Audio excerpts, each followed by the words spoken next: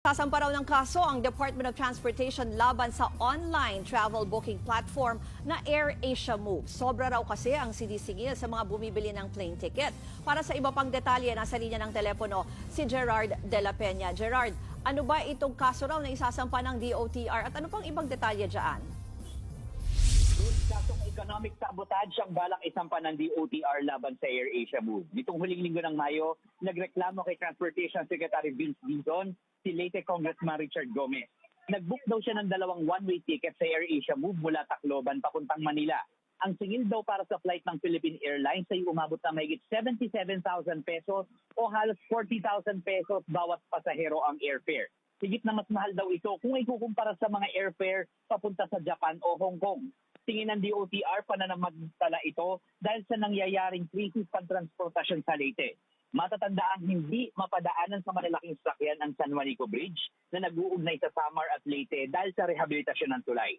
Ang AirAsia Move ay isang online travel booking platform kung saan maaaring makapag-book ang isang pasahero ng mga airline tickets ng AirAsia, Philippine Airlines sa Cebu Pacific at pati na rin mga hotels.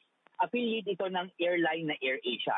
Ayon din kay Dizon, sumulat na sila sa AirAsia Move na nakabase sa Malaysia para sa cease and desist order o agarang pagpapatigil ng pagbebenta ng ticket.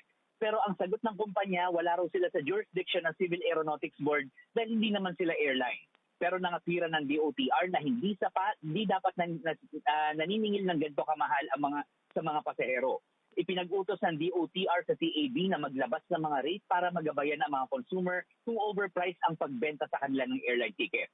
Ayon sa DOTR, nag-request na raw sila sa PNP Anti-Cybercrime Unit na agad i-deactivate ang nasabing online platform. Pero Ruth, ang sabi naman ng AirAsia Move tungkol dito ay maaari raw nagkaroon ng pagkakaiba doon sa mga rate na nakapublish doon sa app dahil may ginagawang synchronization yung kanilang third-party providers ng mga rate. Pero agad naman daw itong nasolusyonan at yan daw ay pinagbigay alam na rin ng AirAsia Move doon sa kanilang mga providers.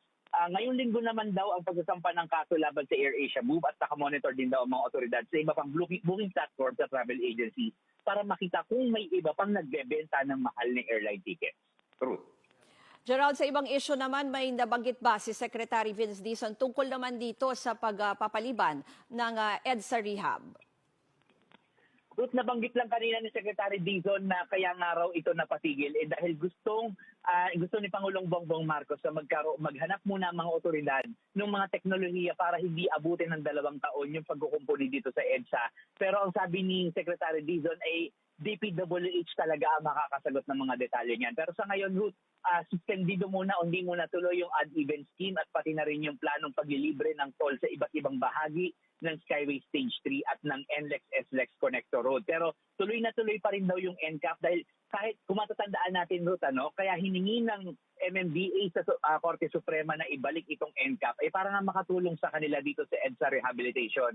Pero sabi nga ni Secretary Dizon, malaking tulong daw itong NCAP sa pagdidisiplina sa mga motorista, hindi lamang sa EDSA, kundi pati sa iba't ibang bahagi ng Metro Manila. Ruth.